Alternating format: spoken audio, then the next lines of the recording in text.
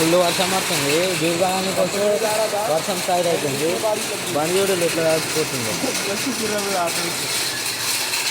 Sound విషయం రేకుల మీద గలీజ్ వస్తుంది సౌండ్. వాటర్ పడుతుండు. చేతన్ బాయ్ మన స్పాన్సర్ చేతన్ బాయ్ ఫోన్ మాట్లాడుతుండు మంచిగా. ఫుల్ వర్షం పడుతుంది.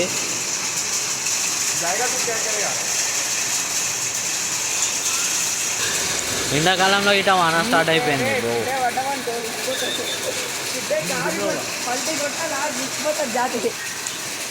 అన్నీ డిస్టర్బ్ చేస్తుండే అన్నిటిని.